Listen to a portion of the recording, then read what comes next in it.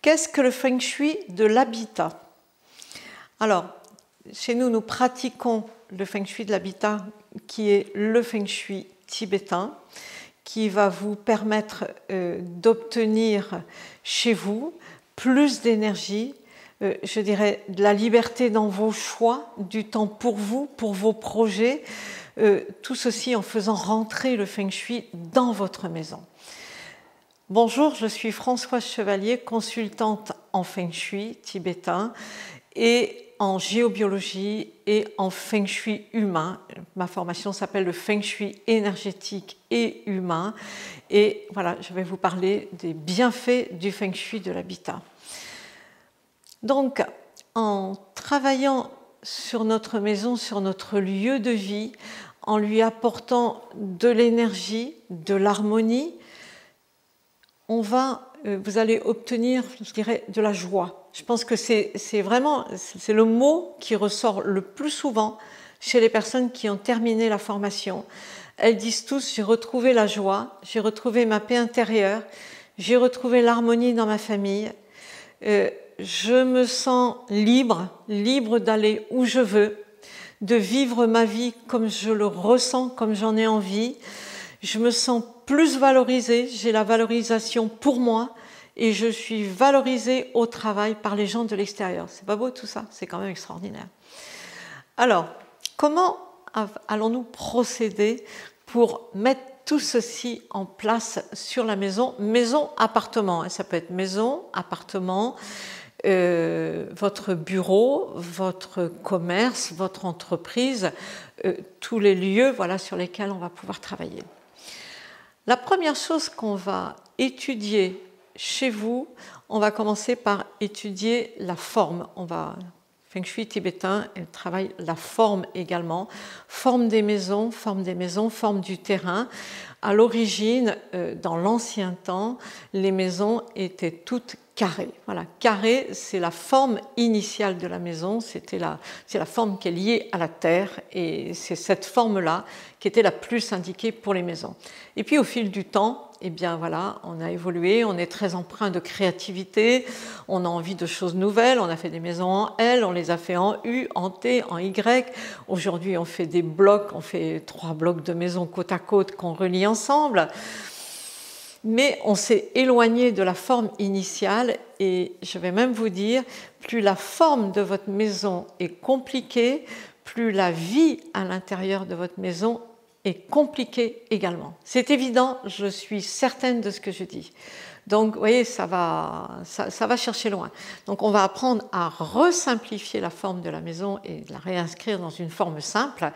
Et puis après, sur votre maison, on va poser un outil énergétique qu'on appelle un bagua, qui est une carte énergétique avec nos 9 domaines de vie qu'on appelle des secteurs et qui vont nous permettre de travailler sur tout ce qui concerne notre vie de tous les jours.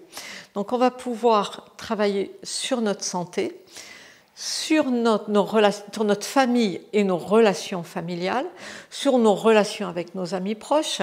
On va pouvoir avoir accès à l'abondance, mais aussi retrouver notre équilibre intérieur, notre santé intérieure, notre harmonie intérieure.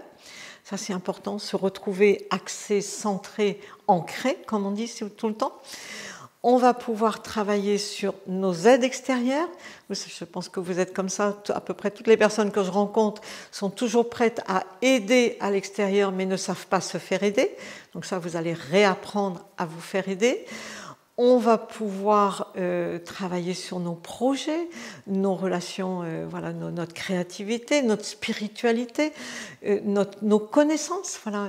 Souvent, on se ferme aux connaissances arrivé à un certain âge en disant « non, mais moi, j'ai plus de mémoire ». C'est faux. Je peux vous dire qu'on a une mémoire qui est au contraire hyper sélective. Elle ne s'arrête plus à des détails, elle va à l'essentiel, tout simplement. On va travailler sur notre respect de soi, sur notre carrière, sur nos relations, nos amours, qui dit mieux.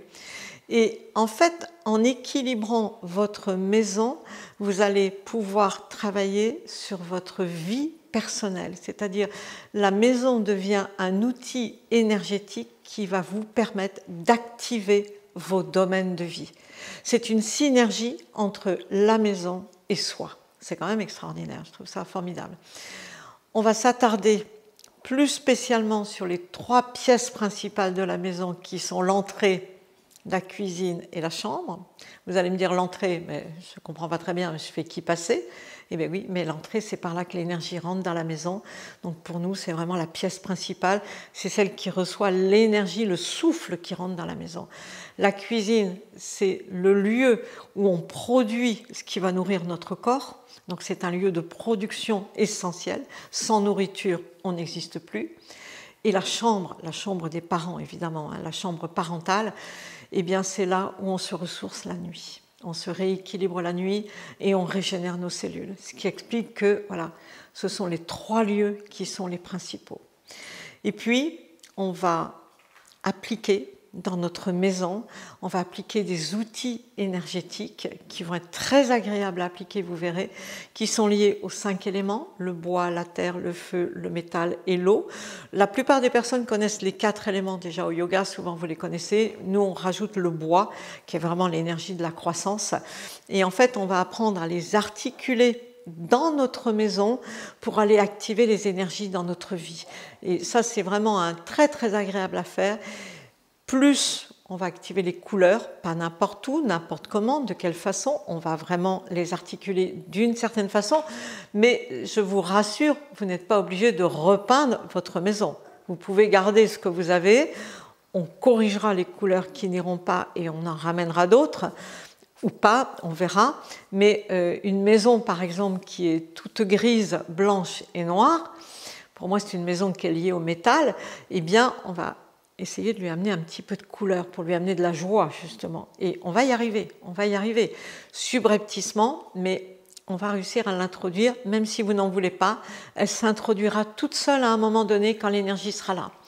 Et puis après, on va travailler avec des remèdes, que nous, ce qu'on appelle des remèdes, c'est-à-dire des objets de décoration, des lampes, des tableaux, des photos, des posters, des tapis, enfin, tout ce que vous avez dans votre maison, plus de la lumière, plus des plantes. On parlait des bambous tout à l'heure, ben oui, là j'ai des bambous, ben les bambous sont un puissant outil énergétique pour travailler sur notre maison. Le cristal, voilà, moi j'ai un cristal, j'en ai toujours un avec moi, le cristal est très très puissant, mais le cristal existe depuis toujours. Il vient de chez nous, le cristal, on sait bien. Donc vous voyez, positionné d'une certaine façon pour activer une énergie spécifique, le cristal va vraiment aider tout ça. Il va travailler la circulation de l'énergie, on va aider l'énergie à aller partout dans votre maison, jusqu'à votre lit, jusqu'à votre chambre. Or, aujourd'hui, ce n'est pas toujours évident, parce que avant, il y avait 2 pièces dans la maison. Dans les maisons simples, il y avait 2 pièces. Il y avait l'entrée, il y avait la cuisine, enfin la pièce principale, et la chambre.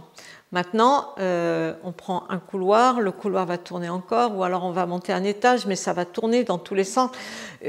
Pour que l'énergie arrive jusqu'à votre lit, c'est pas évident. Et d'ailleurs, les anciens qui avaient des maisons à étages, les maisons bourgeoises, avaient toutes dans l'entrée un lustre en cristal, justement pour aider l'énergie à aller jusque dans votre chambre, jusqu'à votre lit. C'était pas par hasard. Et au pied de l'escalier, il y avait toujours une boule en cristal aussi pour empêcher l'énergie de tomber de l'escalier. On ne tombait pas dans les escaliers anciennement. On pouvait dévaler les escaliers sur la rampe, on ne tombait pas. Vous voyez, toutes ces choses-là, ça a toujours existé, mais petit à petit, nous, on a tellement déformé, aménagé les choses à notre façon, voulant bien faire, qu'on s'est éloigné de la simplicité de départ. Voilà. Et c'est celle-là qu'il faut venir retrouver et ramener l'énergie dedans. Je vous parlerai aussi du placement, comment se placer, se positionner. Je dis toujours que chez mes parents, il n'y avait pas grand-chose dans leur maison, le placement n'était pas compliqué. Mais maintenant, on a beaucoup de choses dans nos maisons, on a beaucoup de pièces, beaucoup de couloirs, etc.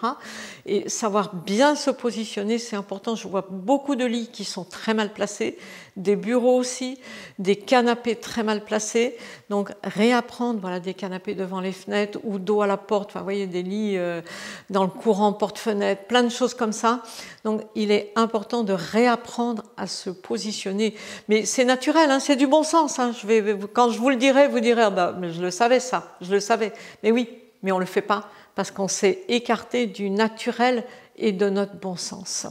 Donc en fait, si je vous dis que votre maison c'est vous, ma maison c'est moi, oui, voilà, et on va travailler en synergie entre la maison et les habitants. Donc ma maison va me porter et moi je vais élever ma maison et on va s'entraider et on va s'élever, voilà.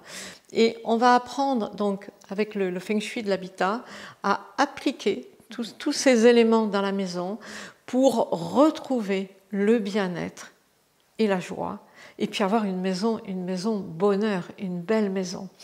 Donc si vous voulez apprendre, écoutez, ne vous privez pas.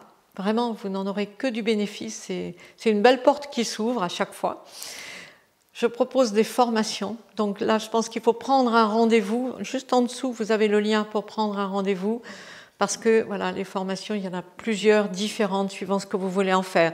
Si c'est pour vous, pour soi, si c'est pour en faire un métier. Vous voyez, il y a différentes natures de formations. Toujours la même base, hein, mais suivant ce qu'on veut appliquer dans sa vie, on ne mettra pas la même formation pour que vous puissiez continuer à pratiquer le feng shui chez vous tranquillement et retrouver cette belle harmonie du feng shui.